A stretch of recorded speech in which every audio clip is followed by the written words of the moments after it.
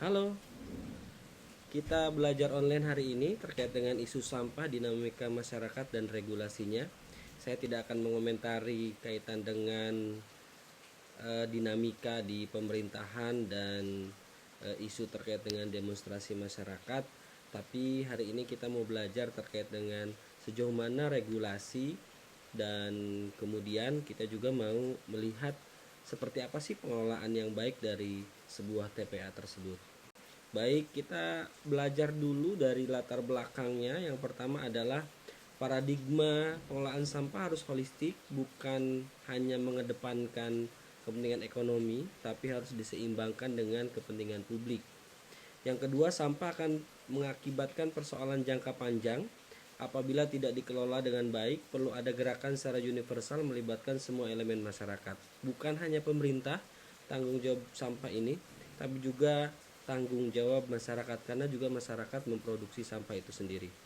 Kebijakan yang tidak melibatkan masyarakat akan mengakibatkan hasil yang tidak sempurna.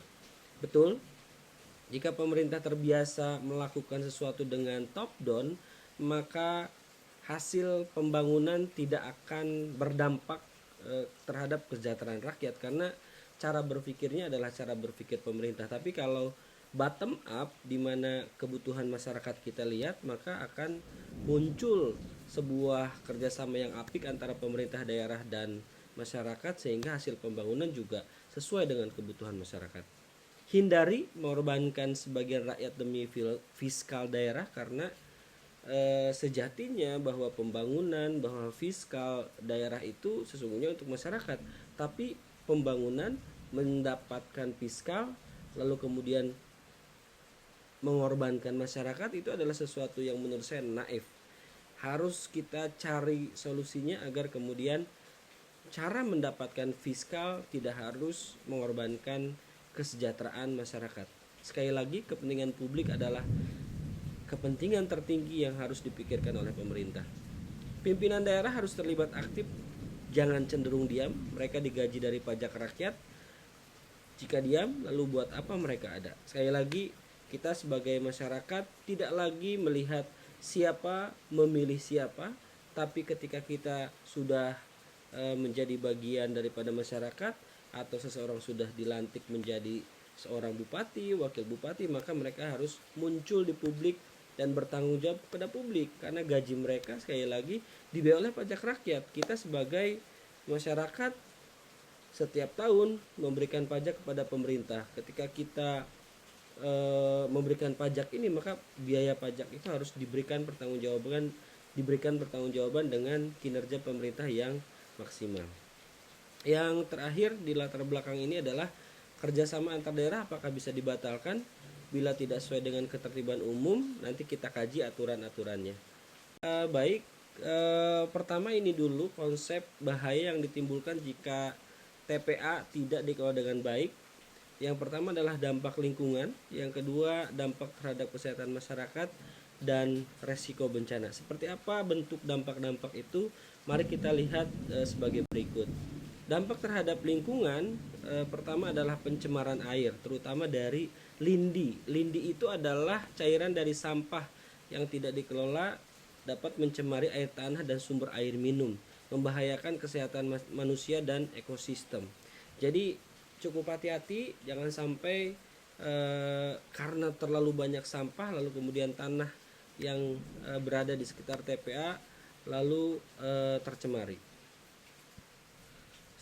Selanjutnya, pencemaran udara, pembakaran sampah dan gas metana yang dihasilkan dari dekomposisi sampah dapat mencemari udara, menyebabkan masalah pernapasan dan memperburuk kualitas udara. Apalagi misalkan di sekitar TPA, bau dari sampah itu tentu sangat mengganggu ya bagi kualitas kehidupan sekitar masyarakat. Ditambah lagi misalkan karena bau itu kemudian menimbulkan lalat-lalat yang besar-besar dan kemudian membuat ketidaknyamanan bagi masyarakat. Yang selanjutnya adalah kerusakan tanah. Tumpukan sampah yang tidak terkontrol dapat merusak kualitas tanah, mengurangi kemampuan tanah menyerap air, dan meningkatkan resiko banjir. Yang keempat, yang selanjutnya adalah kerusakan ekosistem. Sampah yang mencemari lingkungan dapat dapat merusak habitat alami dan mengancam keberlangsungan hidup flora dan fauna. Selanjutnya, dampak terhadap kesehatan masyarakat. Ada penyakit. TPA yang tidak dikelola dengan baik dapat menjadi sumber berbagai penyakit seperti diare, gatal-gatal, ispa, dan penyakit yang ditularkan melalui vektor seperti lalat dan tikus. Gangguan pernapasan. Pencemaran udara akibat pembakaran sampah dan gas metana dapat memicu gangguan pernapasan terutama pada anak-anak dan lansia. Keracunan. Paparan zat berbahaya dari lindi dan sampah yang tidak terkelola dapat menyebabkan keracunan pada manusia. Waduh, ini berbahaya sekali ya, karena sampah ini kalau tidak dikelola dengan baik akan menimbulkan dampak yang cukup menakutkan sebetulnya ya. Selanjutnya, resiko bencana ada 3 hal, yaitu longsoran sampah, kebakaran, dan ledakan gas metana. Makanya kita tidak bisa main-main dengan isu sampah ini, harus dilakukan dengan manajemen yang baik dan tidak asal-asalan. Seperti apa TPA yang baik? Maka harus dikelola dengan beberapa aspek seperti pemilahan sampah, pengolahan sampah organik, pengolahan lindi, dan sistem penutupan yang aman. Dengan pengelolaan yang tepat, dampak negatif TPA terhadap lingkungan dan kesehatan masyarakat dapat diminimalisir.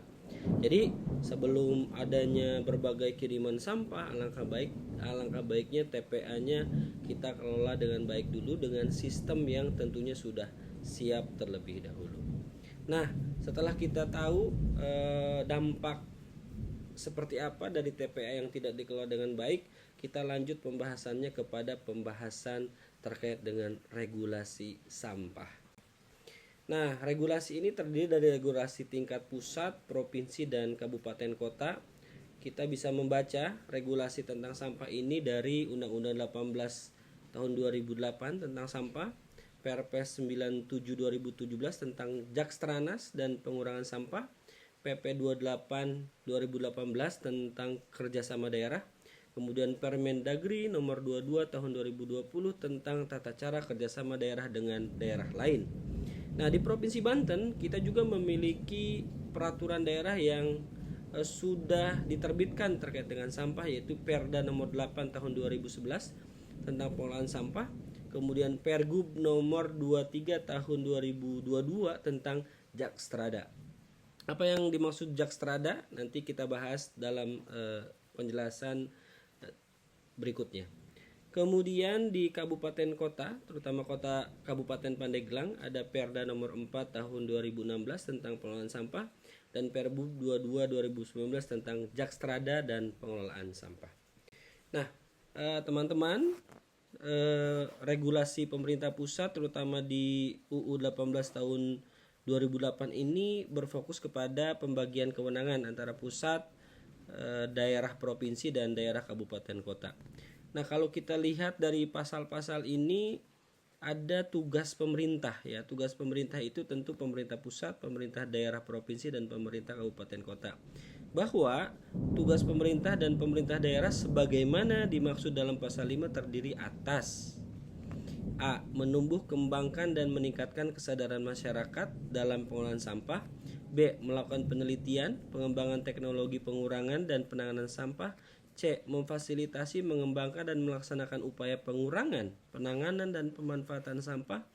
D. Melaksanakan pengelolaan sampah dan memfasilitasi penyediaan prasarana dan sarana pengelolaan sampah. E. Mendorong dan memfasilitasi pengembangan manfaat hasil pengolahan sampah. F. Memfasilitasi penerapan teknologi spesifik lokal yang berkembang pada masyarakat setempat untuk mengurangi dan menangani sampah. Dan G. Melakukan koordinasi antar lembaga pemerintah, masyarakat, dan dunia usaha agar terdapat keterpaduan dalam pengelolaan sampah. Itu adalah tugas pemerintah pusat, pemerintah daerah provinsi, dan pemerintah kabupaten kota. Lalu seperti apa wewenang dari masing-masing level pemerintahan itu? Pemerintah pusat memiliki kewenangan A. Menetapkan kebijakan dan strategi nasional pengelolaan sampah. B. Menetapkan norma, standar, prosedur, dan kriteria pengelolaan sampah. C. Memfasilitasi dan mengembangkan kerjasama antar daerah. kemitraan dan jejaring dalam pengolahan sampah. D. Menyelenggarakan koordinasi pembinaan dan pengawasan kinerja pemerintah daerah dalam pengelolaan sampah.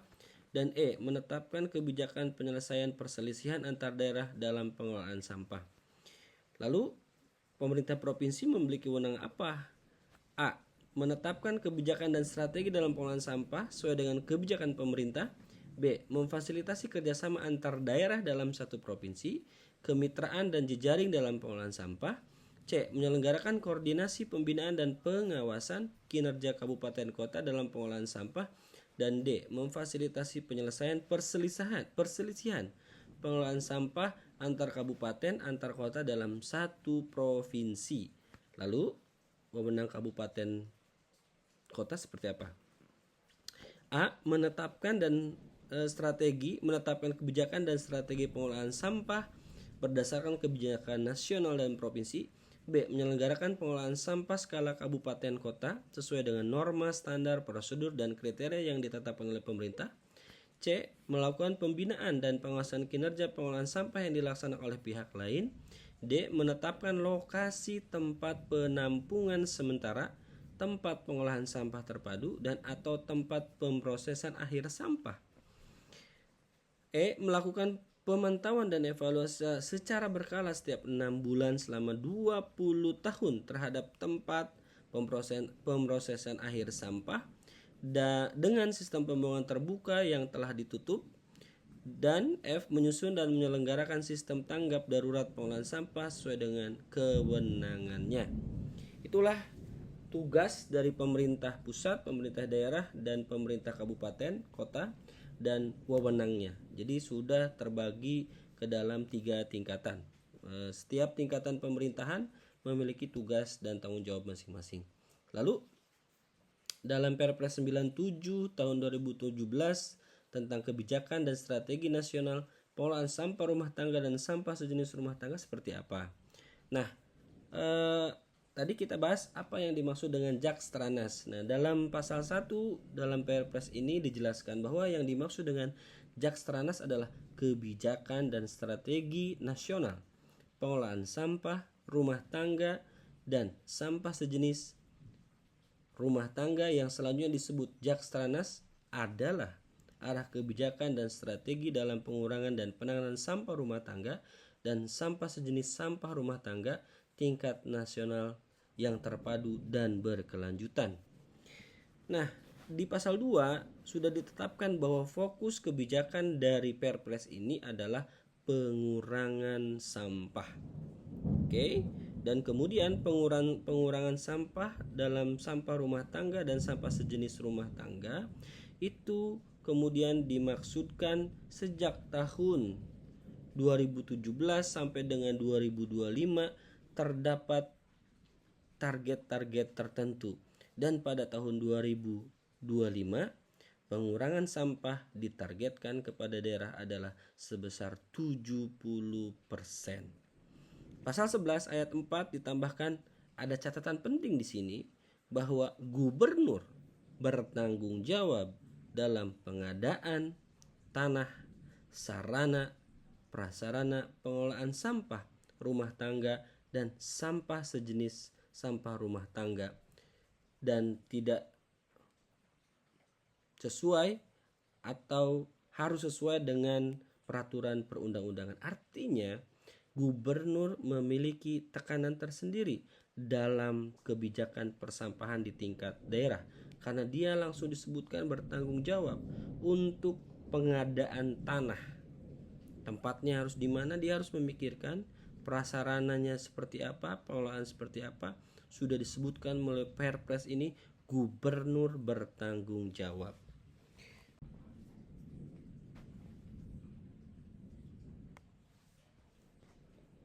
Nah, larangan ini bicara soal setiap orang dilarang memasukkan sampah ke wilayah Provinsi Banten yang tidak dikelola secara terpadu. Kemudian menyelenggarakan pengolahan sampah lintas kabupaten, menimbun sampah atau pendaur sampah dan atau pemanfaatan kembali sampah yang berakibat kerusakan lingkungan.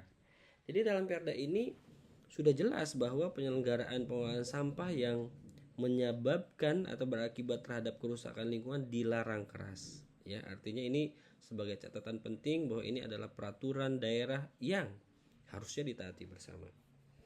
Selanjutnya, dalam Pergub 23 2022 tentang Jakstrada dan pengelolaan sampah rumah tangga, ini kita bisa lihat bahwa sama ya, karena dari pusat Jakstranasnya juga sudah ditetapkan. Pada intinya Jakstrada di Pergub 23 2022 ini adalah tentang pengurangan sampah yang dimulai pada tahun 2017, sejak 2017, lalu kemudian pada ujungnya adalah tahun 2025 ya. Intinya adalah pengurangan sampah rumah tangga ya, timbulan sampah rumah tangga. Lalu kalau ada pengiriman sampah dari luar daerah, terus kemudian timbulan sampahnya di daerah tersebut sudah tinggi, tidak dalam pengolahan baik, itu artinya apa? Berarti melanggar Perda ini. Selanjutnya kita lihat regulasi kabupaten kota, terutama ini regulasi Kabupaten Pandeglang ya. Terdapat Perda nomor 4 tahun 2016 tentang pengolahan sampah. Ini kita baca lebih detail karena ini lokusnya ada di Kabupaten Pandeglang.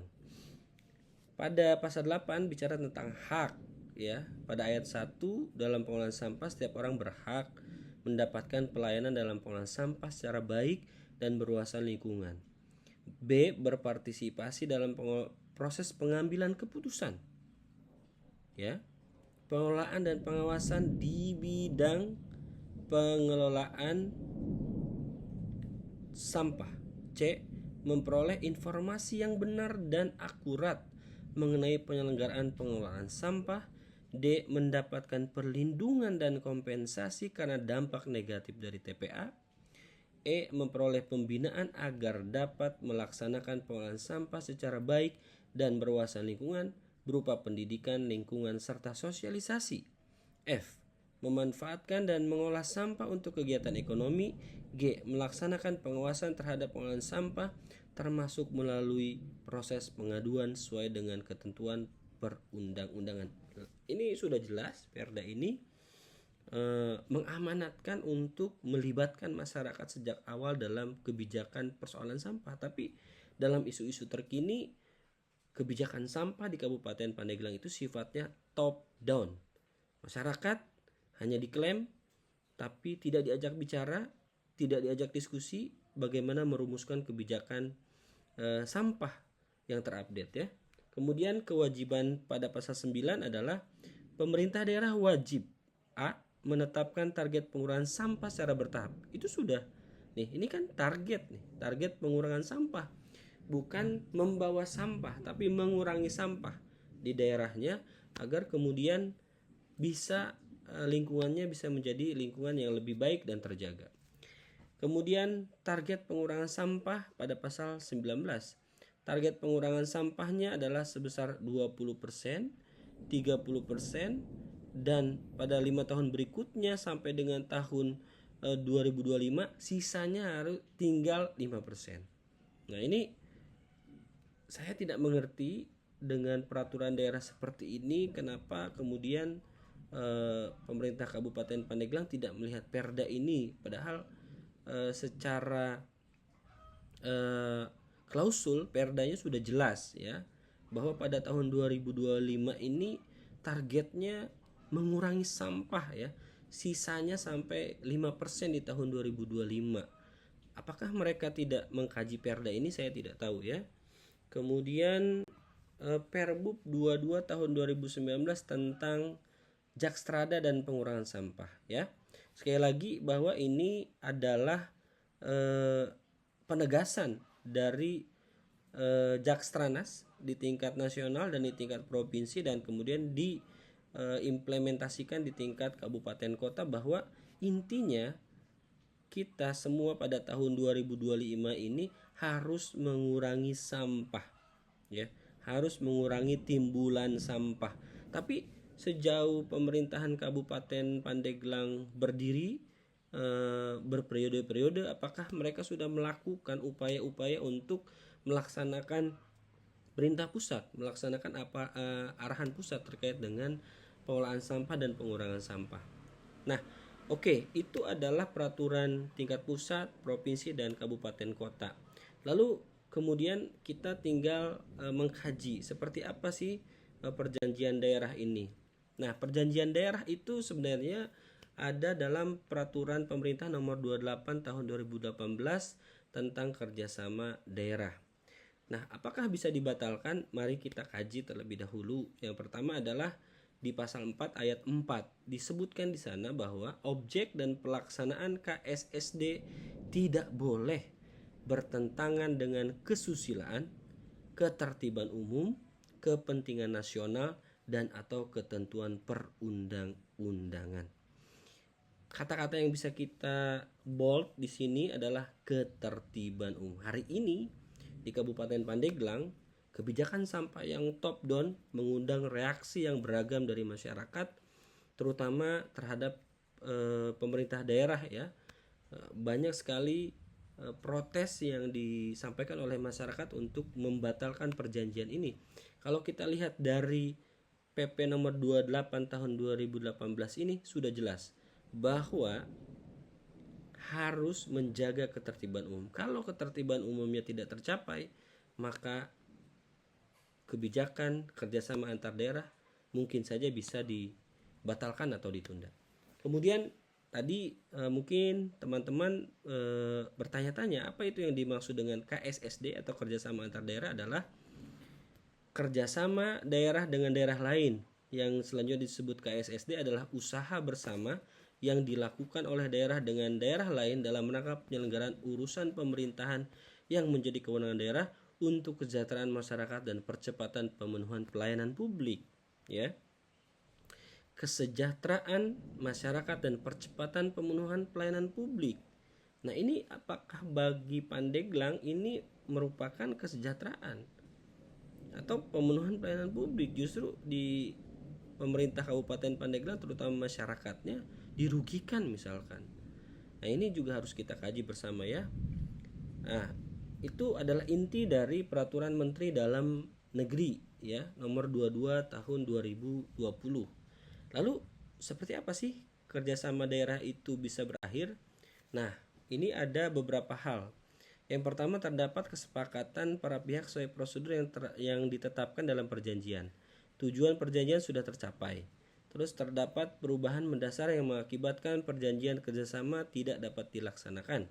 Salah satu pihak tidak melaksanakan atau melanggar ketentuan perjanjian, dibuat perjanjian baru yang menggantikan perjanjian lama, muncul norma baru dalam peraturan perundang-undangan, objek perjanjian hilang, terdapat hal-hal yang merugikan kepentingan nasional, berakhirnya masa perjanjian. Nah, kalau di sini berakhirnya kerjasama antar daerah ini yang bisa kita bold adalah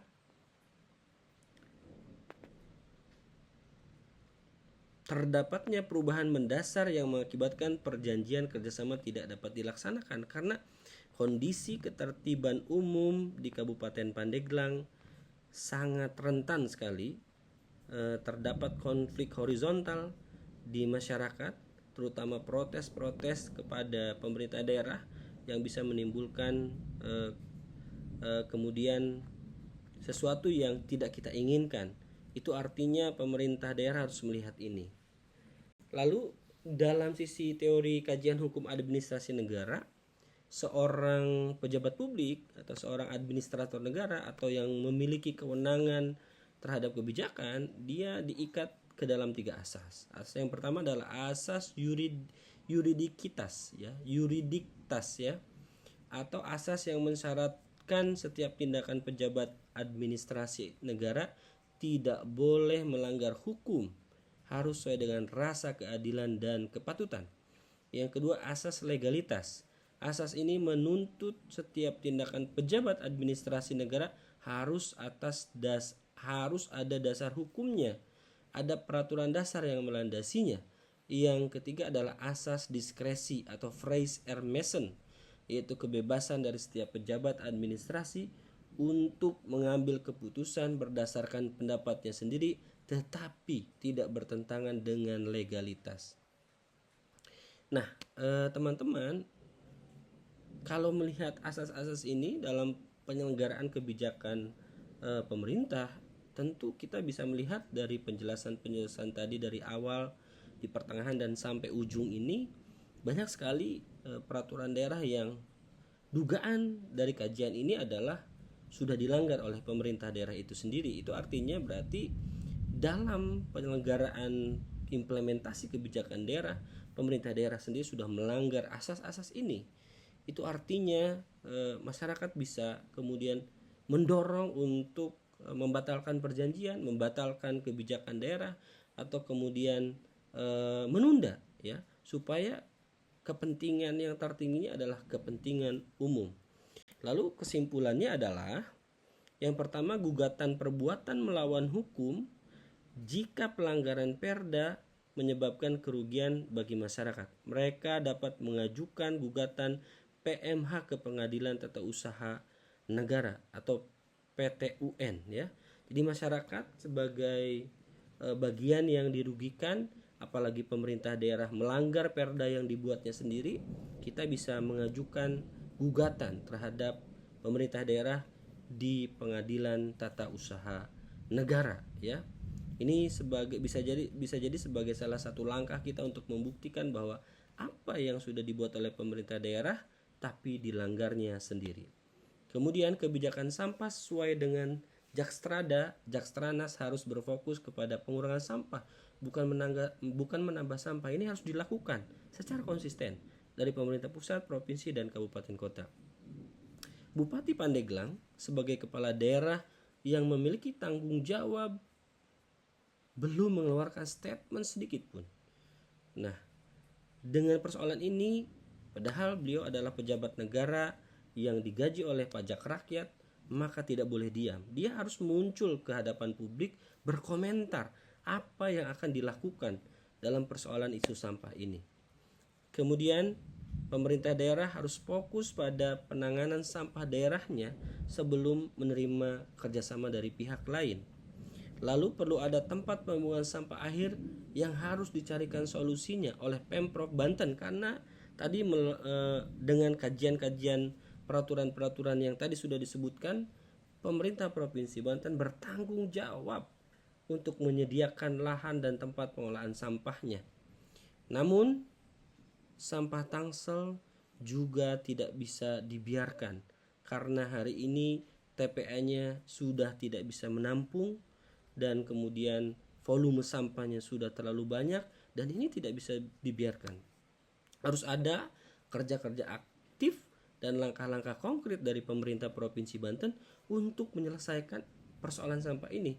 Jangan sampai masyarakat Tangsel menyampaikan bahwa mereka tidak diperhatikan oleh pemerintah Provinsi Banten. Dan ini adalah presiden buruk bagi kita kalau gubernur, wakil gubernur tidak fokus terhadap isu-isu sampah. Terima kasih, itulah kajian yang bisa kita lakukan bersama. Mudah-mudahan memberikan tambahan pengetahuan dan juga memberikan dampak yang signifikan terhadap kondisi isu-isu terkini kaitan dengan sampah. Terima kasih. Assalamualaikum warahmatullahi wabarakatuh.